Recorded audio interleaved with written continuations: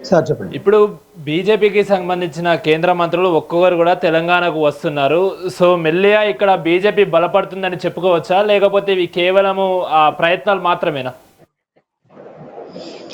Metro TV ప్రేక్షకులకు, అదేవిధంగా ప్యానెల్లో ఉన్న పెద్దలకు మీకు కూడా గుడ్ ఈవినింగ్ అండి. మీరు అడిగిన ప్రశ్నకి ఏంటంటే, అది నాయకులు వస్తున్నారు, మంత్రులు వస్తున్నారు వెళ్తాం కాదు.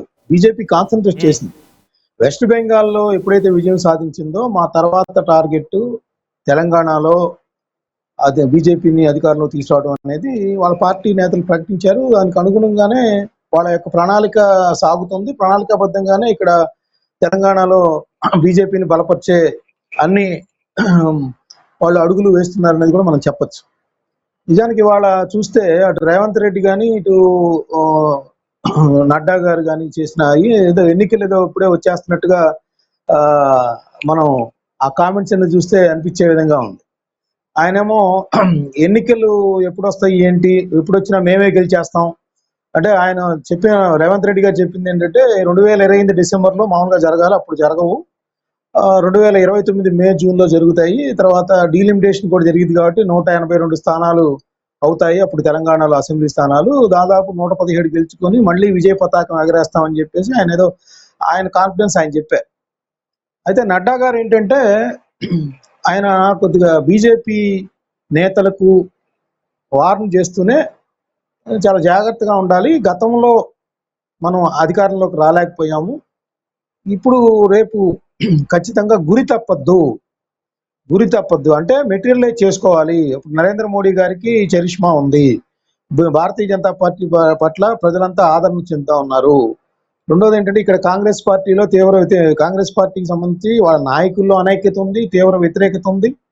అదేవిధంగా బీఆర్ఎస్ కూడా అంతర్గత కుమ్ములాటలతో ప్రజా విశ్వాసం కోల్పోయిన పరిస్థితి ఉంది. కాబట్టి ప్రజలందరూ కూడా బీజేపీ వైపు ఎదురు చూస్తున్నారు. కానీ ఎదురు చూస్తున్నారని చెప్పేసి ఏదో ఉదాసీనంగా ఉంటే మనం అధికారంలోకి రాము. ఖచ్చితంగా స్థానిక సమస్యల మీద దృష్టి పెట్టాలి, ప్రజలు ఏదైతే కోరుకుంటున్నారో ఆ సమస్యలన్నింటినీ కూడా పరిష్కరించాలి. అప్పుడే బీజేపీకి ప్రజాదరణ పెరుగుతుంది, తద్వారా అధికారంలో రావడం సులభం అవుతుంది. అంతేగాని నరేంద్ర మోడీ గారికి చరిష్మా ఉంది కదా, ఇతర రాష్ట్రాలన్నింటిలో బీజేపీనే ఉంది కదా, దేశం మొత్తం బీజేపీనే కదా అని ఊరుకుంటే ఈసారి కూడా ఇబ్బందులు కలిగే అవకాశాలు ఉంటాయి. కాబట్టి ఎవరైతే బలమైన నాయకులు ఉన్నారో వాళ్ళు వస్తా ఉంటే వాళ్ళని చేర్చుకోవటం, చేర్చుకొని బీజేపీని బలోపేతం చేయటం. ఎందుకంటే ఇక్కడ ఒకటి చెప్తాను, రీసెంట్గా బీజేపీ గ్రాఫ్ ఒక జూబ్లీ హిల్స్ ఎన్నికల్లో తప్పితే ఎమ్మెల్సీలలో బీఆర్ఎస్ పోటీ చేయని పరిస్థితి, బీజేపీ గెలుచుకుంది. తర్వాత ఎంపీ ఎన్నికల్లో, ఎమ్మెల్సీ ఎన్నికల్లో చెప్పుకోదగ్గ స్థానాల్లో గెలిచిన పరిస్థితి. అటు బీఆర్ఎస్కి ఎంపీ ఎన్నికల్లో అయితే 0% స్థానాలు దొరికిన పరిస్థితి. సో ఇవన్నీ నేపథ్యం ఏంటంటే ఆయన బీజేపీకి అనుకూలమైన పరిస్థితి ఉంది కాబట్టి అనేది దిశానిర్దేశం చేసిన పరిస్థితి. రెండోది ఏంటంటే కాంగ్రెస్ పార్టీ మీద విమర్శలు చేశారు. ఆ విమర్శల విషయానికే వస్తా ఉన్నా నేను. ఏంటి, కాంగ్రెస్ పార్టీ ప్రతి ఏడాది 1000 కోట్ల రూపాయలు కాంగ్రెస్ పార్టీకి సంబంధించి సోనియా గాంధీ కుటుంబానికి, రాహుల్ గాంధీ కుటుంబానికి పంపుతుందని చెప్పేసి ఆయన తీవ్రమైన ఆరోపణలు చేశారు. రెండోది ఏంటంటే కాళేశ్వరం అప్పుడు అవినీతి చేసి ఎట్లయితే బీజేపీ భారతీయ రాష్ట్ర సమితి వాళ్ళు దోచుకున్నారు, ఇప్పుడు కాంగ్రెస్ పార్టీ ఏమో ఇక్కడ అనేక రకాల అవినీతికరమైన కార్యకలాపాల ద్వారా 1000 కోట్లు పంపుతున్నారు. అంటే ఆయన అవినీతి అనలేదు కానీ 1000 కోట్లు పంపుతున్నారంటే అర్థం ఏంటి, ప్రజలకు సంబంధించిన సొమ్మును అక్కడ తరలిస్తున్నారు అనేది పాయింట్. అట్లాంటప్పుడు ఈడీ ఉంది, ఎన్ఫోర్స్మెంట్ డైరెక్టరేట్ ఉంది, ఇన్కమ్ ట్యాక్స్ ఉంది, సిబిఐ ఉంది, ఇవన్నీ వాళ్ళ చేతిలో పెట్టుకొని నడ్డా గారు 1000 కోట్లు పంపుతున్నారని ఎట్లా ఆరోపణ చేస్తారు? బురద చల్లటం కాదు కదా.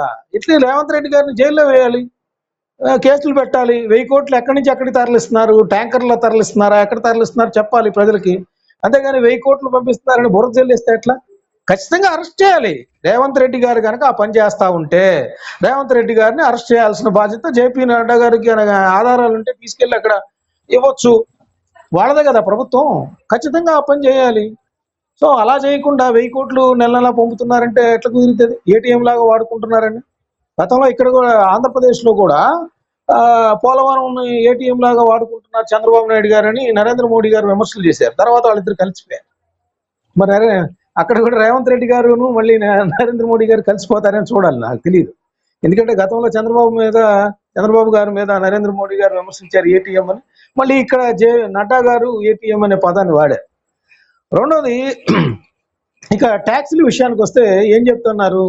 మేము ఇతర రాష్ట్రాలతో పోల్చుకుంటే తెలంగాణకి అత్యధిక ప్రాధాన్యత ఇస్తున్నాం. లక్షల కోట్ల రూపాయలు అక్కడి నుంచి కూడా మేము కేటాయిస్తాం. నేషనల్ హైవేస్ కావచ్చు, మెట్రో కేటాయింపులు కావచ్చు, ఎయిమ్స్ లాంటి సంస్థలు కావచ్చు, ఇంకా ఈరోజు కిషన్ రెడ్డి గారు చెప్పినట్టు తాడిచెర్ల 2 బొగ్గు గన్ని కూడా మేము ఇప్పించాం అనేది ఆయన చెప్తా ఉన్నారు. ఇన్ని మేము తెలంగాణ అభివృద్ధికి చేస్తున్నా కూడా కాంగ్రెస్ పార్టీ విమర్శలు చేస్తా ఉంది. సో కాంగ్రెస్ పార్టీని నమ్మే పరిస్థితిలో ప్రజలు లేరు, దాని మీద వ్యతిరేకత ఎక్కువైంది కాబట్టి రానున్న కాలం బీజేపీదే అనేది ఆయన చెప్తా ఉన్నారు. రెండోది ఏంటంటే బీజేపీ నేతల్లో కొంత అనైక్యత ఉంది.